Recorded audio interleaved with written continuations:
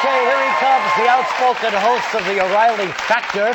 Best-selling author, too. He's written his memoir now, and it's quite a title, A Bold, Fresh Piece of Humanity, said by a teaching nun when he was growing up in the Catholic school out there on the island. Here's Bill O'Reilly. The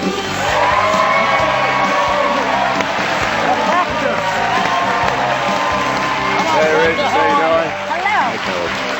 Hi, Bill. Oh, my gosh, Factor, it's good to see you. Thanks for having me back. I appreciate it. You bet. Not many people will. No. Well, this is your fifth book, and I think all of them have been bestsellers so far, Yeah, it's going to right? open at number 2 on Sunday in the New York Times list. No, yeah. open as number 2. It's really number 1, but you know the New York Times. They're going to make you work for it. Yep. Let me ask you a question. Did you start writing by keeping a journal? We were just talking about that. You know, I have over my career kept a journal, but you know, those of you who have gone to Catholic school, you don't need a journal. It's burned right in here. You don't forget. Third grade, I'm doing some little thug thing, and the nun whips down the aisle and goes, "William, you bold, fresh piece of humanity," and whacks me on the kind of like that. Right. Destroyed my self-esteem. Okay, and it made me what I am today. So if you have a beef with me, Sister Lorana, that's who did it. Right. Absolutely. Oh, my gosh. So much in your book reminded me of my upbringing, you know, with the nuns as well. But now here's O'Reilly, and there's his big, tall, handsome father. Yep. How old are you in this picture? 17. No, I'm 4. Because even though you're 4, Yeah. you can still tell that you're a tall 4-year-old. Because your sure. father's tall, but I can see that you're almost as tall as the window. And I'm dim. D-I-M, dim. All right, what do we have here? This is me brooding in the snow, because I had been out there for 4 days. My parents wouldn't let me back in the house.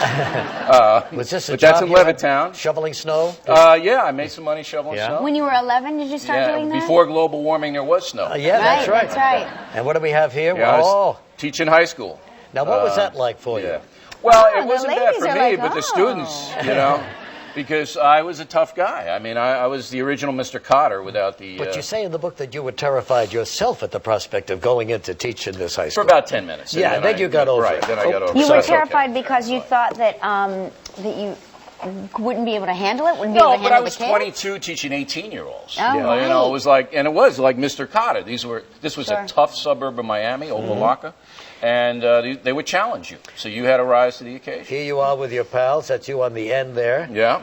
This is what I do in my spare time. What are you, about 6'8" right there? I mean, you're shooting up to the sky. And finally, Chaminade High School. Out on Long Island. Out on That's Long my Island. favorite Still there, photo. still Right. doing a good job. And there you Look are. at the hair. Isn't that a little It's Conway phenomenal. Twitty-ish there? It really is. Yeah, absolutely.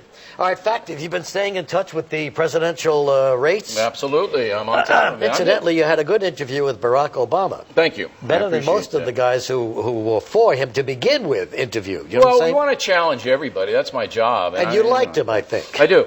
I think he's very sharp, and he answered the questions, and he had enough guts to come in because he knew it wasn't going to be a cupcake interview. So if he becomes president, that doesn't alarm you that much? No, I mean, look, the problem with all of these guys, and I'm not an ideologue, the problem with all of them is not leveling with the folks. And that's what I'm asking them to do. They all knew this subprime garbage was going on. Did you know? I didn't know. I didn't know. And so nobody knew. So why don't tell us, okay? Why don't you just tip us off that this is bad, it's coming down a pike, we're going to try to fix it, but everybody be on guard. Same thing with 9/11. They knew Al-Qaeda was in Afghanistan. They knew they were causing trouble. Did you know on 9/11 who Al-Qaeda was? No. Enough with this. Enough with the ideology, left wing, right wing. Okay, fine. These people get elected, and they have an obligation to tell us when bad news is coming down the pike so we can protect our families. We can decide. I wrote this book, Bold, Fresh Piece of Humanity, and the main theme in the book, it's fun and it's entertaining, is be self-reliant. Don't rely on these pinheads in government. Look, Obama, McCain, they're patriots, all right? It's not much difference between them. There really isn't. They're going to do a little bit of stuff, but what they can do, and what no one can stop them from doing, is looking into the camera, going on your show or my show, and saying, there's trouble coming down. We got to fix this, and everybody get in it together. But maybe they don't never do it. But maybe Because they don't want to they're alarm the They don't want to No, alarm. they're Are you playing kidding? It too safe. They're too safe. They're afraid That's that right. whatever they say will be put into an attack. They're playing ad. it too safe. I don't want dead people in the street killed by people I never heard of, and I don't want to be working, investing my money in a rigged system. If the system is rigged, tell me and fix it. It makes sense to me, Factor. But here... The Factor breaks it down again. Here's what surprises me about the Factor. the factor sat right here and admitted he didn't know it was coming down. We rely on you, Factor, in the no-spin zone to tell us what's going on. I did not know, and I should have known. You know, it's my fault. You should have known is right. I should have. You know? So, he was worried about knowing other things at the time. Well, oh, gosh. You know, we're at the mercy, we in the media, at the mercy of basically trusting like you do that the system isn't falling apart. You're absolutely right. Because I can't go in and shake President Bush or President Clinton and say, tell me what you know. Yeah. They have an obligation to tell us what they know. And that's what I'm asking, whoever the next president is, knock it off, stop the party garbage, and tell the folks what's going on. The folks can handle it. Here it is, the bold, fresh piece of humanity. In the scores right now, Bill the Factor O'Reilly. We'll be right back with the Project Runway people in a minute.